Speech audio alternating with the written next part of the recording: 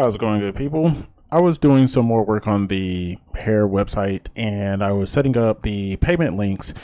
And I actually, now that I'm realizing it, working through this process, I realized I set up some stuff incorrect. My name is Kenny and this is Tech Talk with RHT Services. Initially, I was setting it up so that the product information would then be passed to create the payment link. And that's how I have my PHP file, as you see here. So you get the information for each of the items in the order. You add the fulfillment information, the shipping details, the order, and the checkout options, and then you create the payment link and you make the API call. Well, there is a different way of doing this, and I want to show you what actually I just ran, and which I will be implementing in my code. So each of the items, when you load them into Square, they get a item ID. In addition to the item ID, if I come back, not to that one, but in addition to the item ID, they get what is known as a variation ID. I believe it's over here. Okay, here we go. All right, and so when you make a call to get that, you get the item, which is the entire thing, and then you get variations of that item, which has a different set of detail. So for instance, let's say you have a t-shirt on it with a graphic of a hammer. Well, then a variation of that item would be a red t-shirt with the hammer, a black t-shirt with a hammer, a yellow t-shirt with a hammer. Each of those variations would get their a different, it will all be listed under that same item, but you would get a different variation of that same item. And thus the variation has its own ID. And so when you're going to create when you're going to create payment links with the built-in, with the Square API, one of the things that you can do is you give it the ID, and then it goes looks up that information for that ID and then loads it in. Thus, you're not having to pass in the cost information, the taxes, or anything else of that nature. You give it, the customer wants this ID or add this ID to the cart, and then it goes and pulls all the other information to calculate the cost of that payment. So what I'll be doing is I will be making adjustments to allow for the variation ID to be pulled in when the products are loaded, in addition to the updating the backend part where it will take that variation ID and pass it in to the Square API so that the Square API can provide the latest information. For example, let's say the customer is on the website. They are going to go buy let's say some hair off of this website. Well, in between when they load this page, let's say the price of the hair is $10. And then the client, my client, would then go update and say, hey, the prices that went up is $12.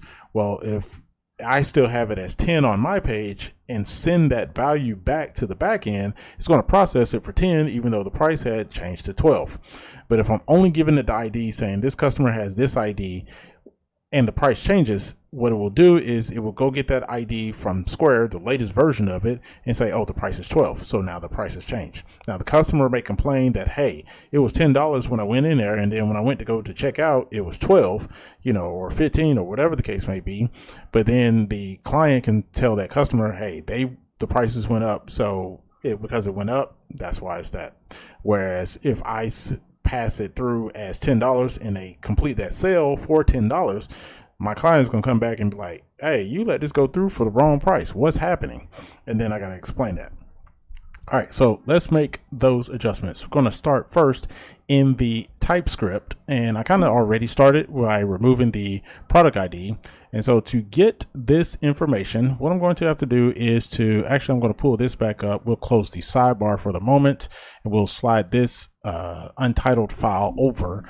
And so what I'm going to do is to use the product ID, and I'm actually probably going to need to rename that to variation ID because that's to be honest with you, that's really what it is a variation. So we want to do p dot, and I may need to also, I'm probably going to also have to make some other adjustments to this as well, because of the fact the variation, you can have multiple variations, but right now the way I coded it is only taking the first variation. But if there's multiple products of that same type, you might want to have multiple variations, or to set it up where there are options on that variation, to which then those variations will have to then be done some kind of different way or whatnot. All right, so we're going to do p dot, and I kind of already have this, so we're going to do item data. And so the way this works is, so items is skipped over. Actually, I also need to change this entirely because I'm using a different endpoint. So I think I need to do items dot item data, or excuse me, p dot items dot item data. I think it's the way it needs to work. And then, so let's continue this out though. All right, so dot variations, the 0 element in that array, dot item, excuse me, dot ID. All right, and so that will get me this ID here. Now this ID is something completely different, and so that's not the ID that I want to have here to display this information. Now, if there are multiple variations of this item, that may be an issue as well. So what I probably really should be doing is looping through each of the variations that are in this items, and then from there loading the data. And if that item name, so if the variation doesn't have its own name, then fail back over to this one. All right, so let's going to comment this out for the moment. So then I will do name, and we'll put a colon there. And so if p dot item data dot variations dot, well, 0 variations dot item variation data dot name is equal to empty string, then so we're going to do the what is referred to as a ternary operator. It's basically a single line, or it could be a multiple line, but a single line if statement. All right, so if the name is empty, then I want to default to so if that is empty string, then I want to do p dot item data dot name. Otherwise, I want to do this. All right, and so that way, and let's format that real quick. That way, if the variation has its own name associated with it, then you display that variation. Otherwise, you display the name of the item, which is this one up here. As far as the taxes and so forth are concerned, not really relevant in this particular case, because of the fact the taxes are not being calculated by the front end. All of that calculation stuff will be done on the back end. And so I want to try to leverage as much of the Square API and all the computations that the API will be doing on the Square backend, and not on my website's backend or the website that I'm building's backend. All right, so let's come back to. All right, so that should get the first item. Now, assuming there is no variation, it will get the first item out of each of first variation out of each of these items. Let me clarify that. And so, yes. All right. So next, so Square item project objects. Okay. So I've changed the endpoint that this will be calling. So instead of calling the catalog objects, it'll now be calling the catalog items. Thus, the first part of this will change dot for each, and then p fat arrow open brace. All right, and so now this should work as is. Now the thing is, I got to accommodate if there are multiple variations, then this will need to loop to add each of those variations. So I may need to do another p dot for each if it has variation. So p dot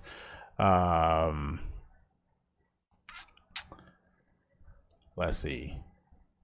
Wow, this is going to be very deep and deeply nested, I will be honest. So for each item, I want to loop over each item, but then if there's variations within that item, I need to loop over each of those as well. So so for each item, and then I need to do p dot, so we got items, so item data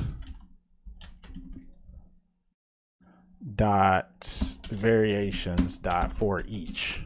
Okay, and then so v do that, and then that. Okay, and then so I think I need, after that, we'll then need to do this information here. So variations, so item data.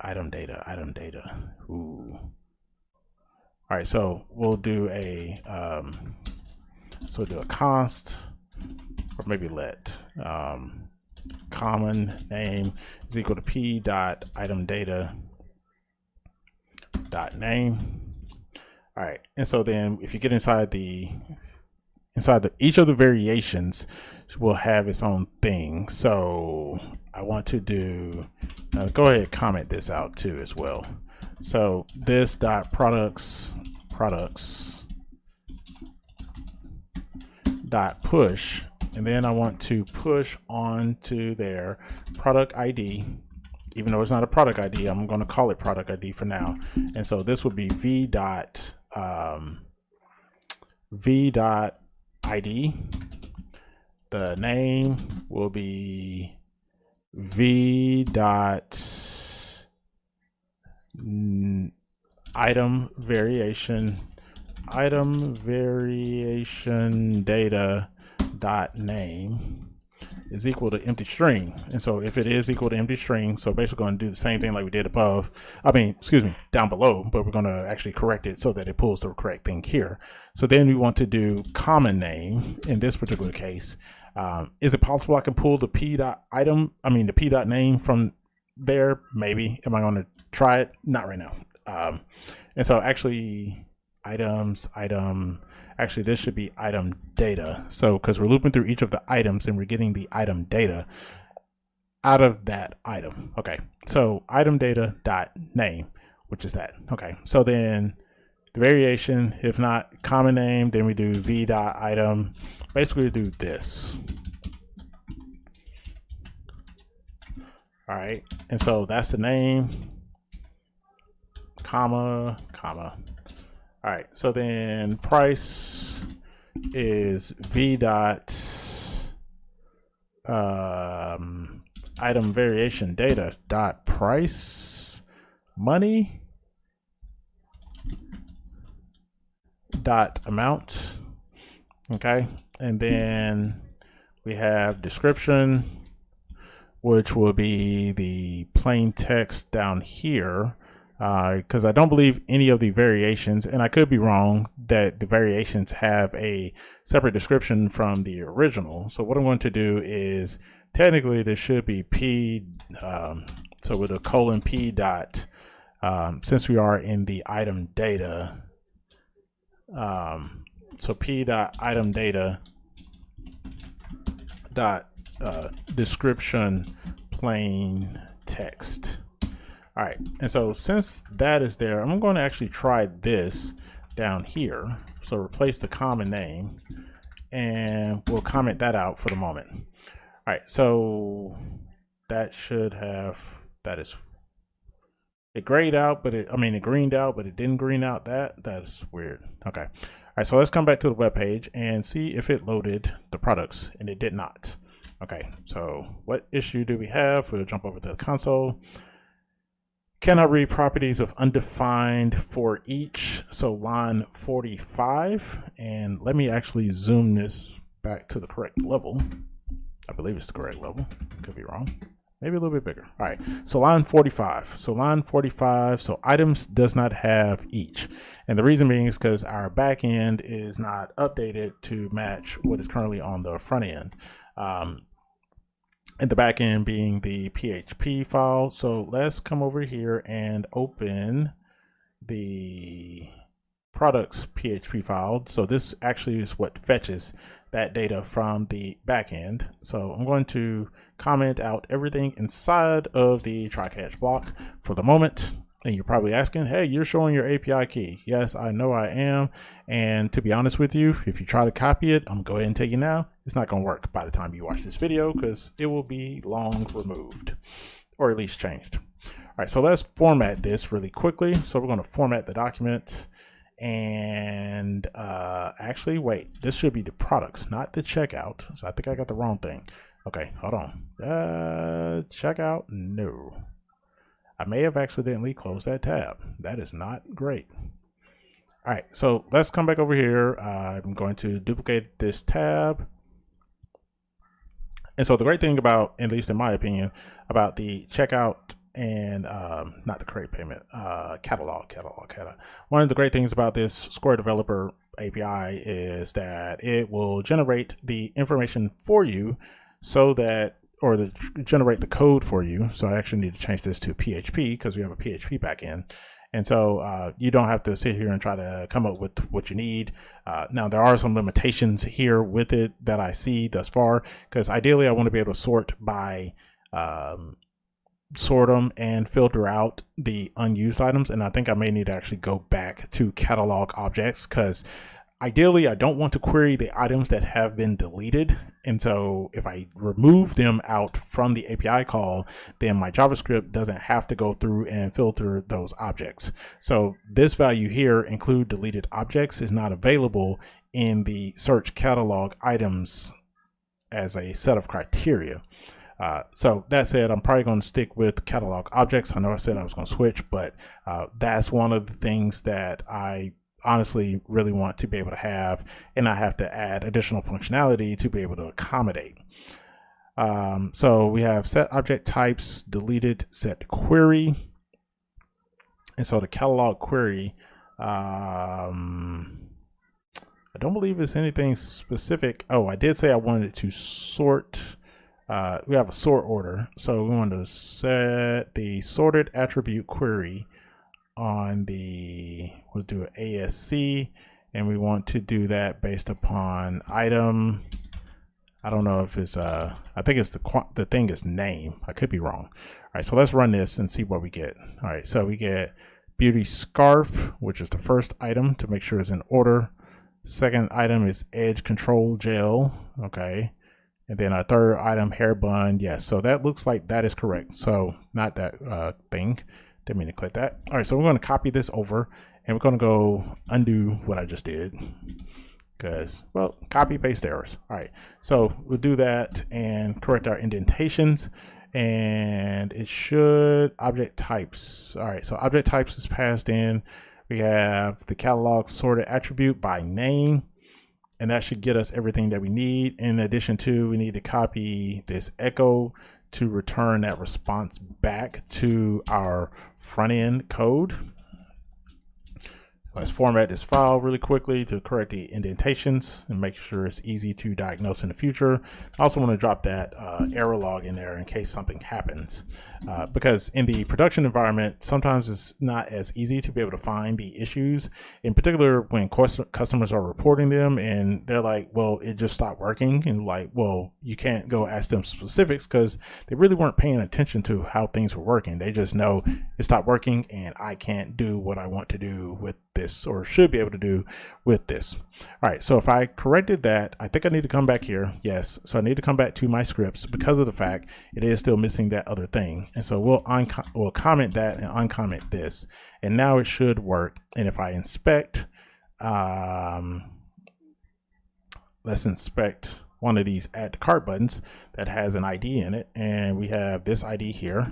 So if we come back over to the, not the payment link API. So let's come over, search catalog API, and then I'm looking for variation item option values. That's not it. Okay. Looking for variation item. Okay. How about we do this? So let's do a expand. And then if I do Control F and get the, wow, that is not what I meant to copy. All right. So I just want to copy this one ID out of here.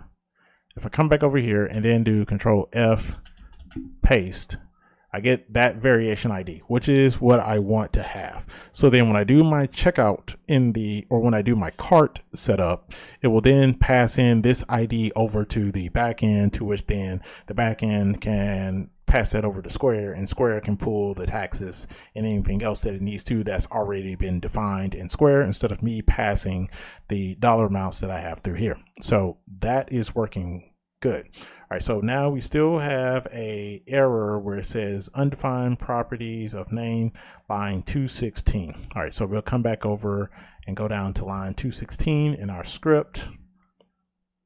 So you have product.name. I do not see why it would be complaining about that, because I have a variation of P item name. Okay, and so all of these are showing correctly, I believe.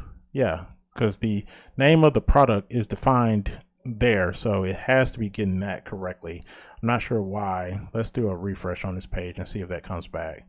Undefined reading of name, line 216, character 50. All right, so let's go back and look specifically at that. 216, character 50, which is this. So it has one that is undefined. That is unusual. Update cart modal body. Okay, so it's not able to update the cart. All right. So that makes sense. Okay, so when loading the cart, and it may be because there's values already stored in the cart. So let's do application cookies. I believe it's in cookies. Yeah, so we have the cart and we have the cookies in. All right, so if I remove that cookie and refresh the page, do we still get that console error? We don't. All right, so now if I add items to the cart, all right, so we still don't get that error, and we do get our items in our cart. All right, continue shopping, and if I refresh the page again, there we go. All right, so I think it was just a matter of fact that it had old items in the cart, and now that there's newer items in the cart that don't necessarily match, it was complaining about that. All right, so continue shopping, and so everything else should, as it appears, work as it should. So if we come up here and do that, we have our 3 items, 2 and 3. So if we do checkout, our checkout page should show with the items over here. So I think that portion is good, as well as our back end to get that information. So I can come back in here, and I'll do this off camera, but remove the comments and clean everything up and close out this. Thank you for watching this video. If you have any comments or questions about using the Square API or building a website, in particular an e-commerce website, leave those questions down below. I'll be glad to get back to you with answers that I have to those questions. As always, if you have not subscribed, please be sure to subscribe and give me a thumbs up if you like this content. Thank you for watching.